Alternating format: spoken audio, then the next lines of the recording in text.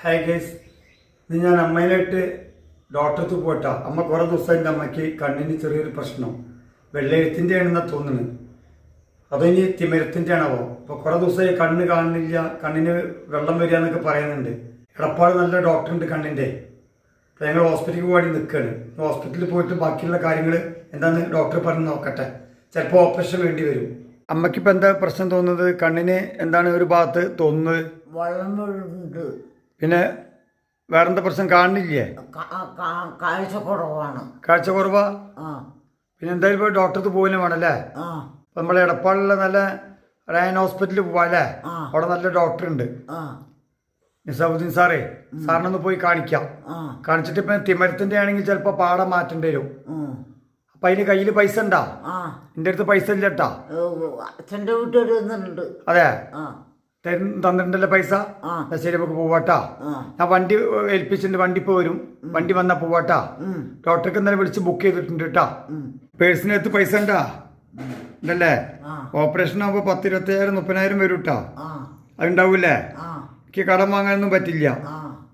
അതാ ചോദിക്കണതിൻ്റെ കാരണം. അപ്പോൾ ആയിക്കോട്ടെ, അവർ തരാമെന്ന് പറഞ്ഞിട്ടുണ്ടെങ്കിൽ ഞാൻ കൊണ്ടുപോകാൻ തയ്യാറാണ് കേട്ടാ. പൈസ ഇല്ലാത്തൊരു പ്രശ്നം മാത്രമേ ഉള്ളൂ. അപ്പോൾ നമുക്ക് എടപ്പാട് റയൻ ഹോസ്പിറ്റലിൽ പോവാം. റയൻ ഹോസ്പിറ്റലിൽ അവിടെ ഒരുപാട് ഡോക്ടർമാർ കണ്ണിൻ്റെ ഉണ്ട്, സ്പെഷ്യലിസ്റ്റുകൾ. നല്ല ഹോസ്പിറ്റലാണ് നമ്മളവിടങ്ങളിൽ വെച്ചിട്ട്. പിന്നെ സലാവുദ്ദീൻ സാറിനെ കാണാട്ടാ, നല്ല ഡോക്ടറാണ് കണ്ണിൻ്റെ. അപ്പോൾ ഡോക്ടർ പറഞ്ഞ പോലെ നമുക്ക് ചെയ്യാം. അമ്മേ, വണ്ടി വരുന്നുണ്ട്, വരി വണ്ടി വരുന്നുണ്ട്. ഹോസ്പിറ്റലിൽ പോകണ്ടേ? എന്നാ വരി. അമ്മ ഓട്ടോറിക്ഷ കയറട്ടോ. നമ്മുടെ കൂടെ ഞാനും ഉണ്ട്. അങ്ങനെ ഞങ്ങൾ ഓട്ടോറിക്ഷ വന്നു. ഞാൻ ഹോസ്പിറ്റലിൽ പോകാണ്ടാ. എൻ്റെ അമ്മതാ പാവം അങ്ങനെയായിട്ട് ഹോസ്പിറ്റലിൽ പോവാണ്. ഞാൻ ഹോസ്പിറ്റലിൽ പോയിട്ട് ഡോക്ടർ എന്താ പറഞ്ഞ് നോക്കട്ടെ കേട്ടോ. അങ്ങനെ ഞങ്ങൾ ഹോസ്പിറ്റലിൽ എത്തിയിട്ടാ. അമ്മ ഇറങ്ങി വരൂ.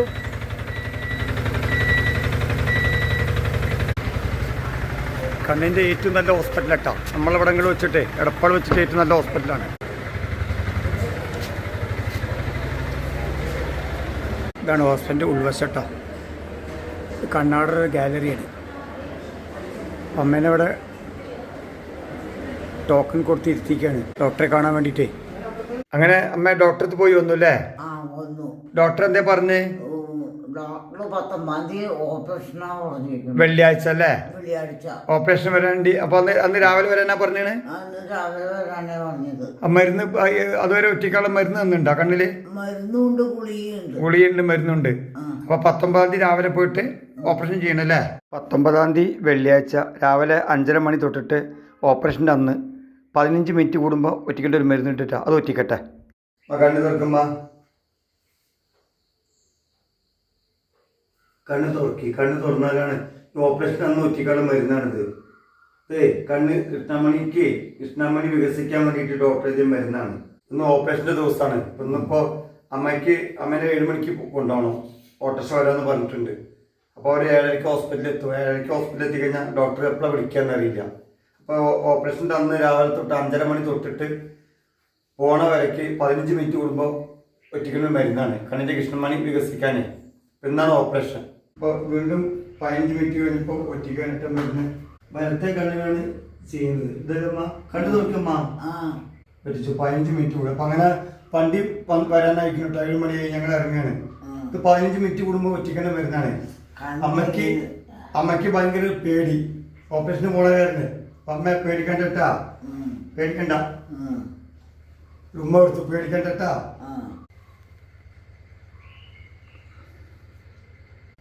അമ്മ എൻ്റെ അച്ഛൻ്റെ ഫോട്ടോയുടെ തൊഴിൽ കേട്ടോ. ഇതാണ് എൻ്റെ അച്ഛൻ്റെ ഫോട്ടോൻ്റെ അവിടെ അമ്മ തൊഴിലാണ്. അങ്ങനെ ഓട്ടോ വന്നു കേട്ടോ. ഓട്ടോ വന്നപ്പോൾ ഞാനും അമ്മ ഇറങ്ങുകയാണ്.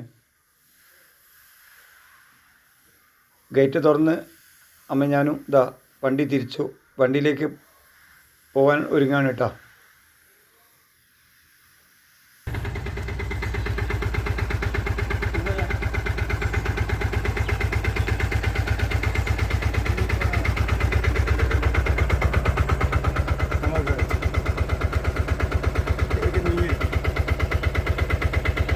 ഞാനേ പോകുന്നുള്ളൂ അമ്മ ഹോസ്പിറ്റലിൽ ഓപ്പറേഷന്. അങ്ങനെ 30 മിനിറ്റ് യാത്രയ്ക്ക് ശേഷം ഞങ്ങൾ എടപ്പാൾ ഹോസ്പിറ്റലിൽ എത്തിയിട്ടാണ്. ഇവിടെയാണ് ഇപ്പോൾ കണ്ണ് ഓപ്പറേഷൻ നടക്കുന്നത്. അമ്മ മെല്ലെ ഇറങ്ങിയാൽ മതിട്ടാ. നമുക്ക് ടൈമുണ്ട്, 7:30 മണിയായിട്ടുള്ളൂ.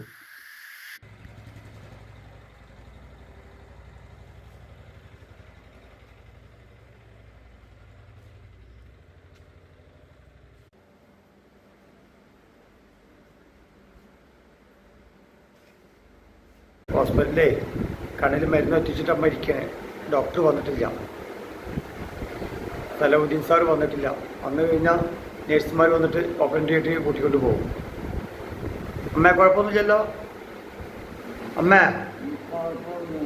ഡ്യൂട്ടി നേഴ്സുമാർ വന്നിട്ട് പ്രഷർ ഷുഗറൊക്കെ ചെക്ക് ചെയ്തിട്ടാ. അപ്പോൾ ഡ്രസ്സൊക്കെ മാറ്റി മാക്സ് ഇടിപ്പിച്ചു അമ്മേനെ കൊണ്ട്. സാറ് വന്നു കഴിഞ്ഞാൽ ഓപ്പറേഷൻ തിയേറ്ററിലേക്ക് പോകും. ഓപ്പറേഷൻ തിയേറ്റർ ഇട്ടാ.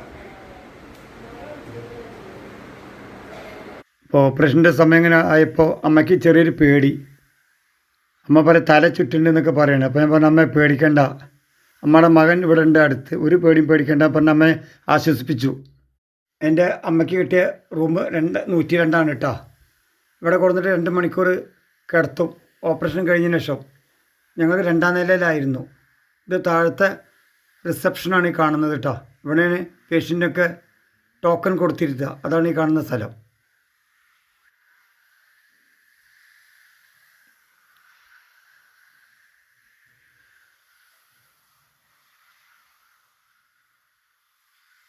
അങ്ങനെ ഓപ്പറേഷൻ കഴിഞ്ഞു.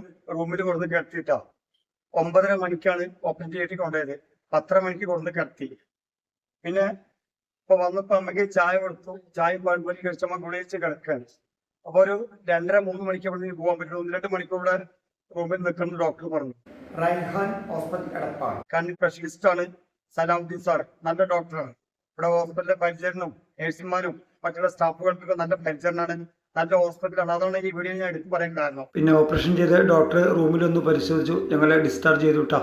പിന്നെ തിരിച്ച് പോരുകയാണ്. അമ്മ ഓട്ടോറിക്ഷ കയറി വീട്ടിലേക്ക് പോരുകയാണ്. അങ്ങനെ വീട്ടിലെത്തി. അങ്ങനെ അമ്മ വീട്ടിൽ വന്നിട്ട് ഒരു ഭാഗത്തിരുന്നു. അമ്മ ഭക്ഷണം കഴിക്കട്ടാ? ഭക്ഷണം കഴിക്കണ്ടേ?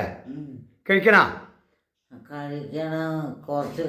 കുറച്ച് കഴിഞ്ഞിട്ട് അമ്മ വന്നിട്ട് പറഞ്ഞ് റെസ്റ്റ് എടുത്തോട്ടെ.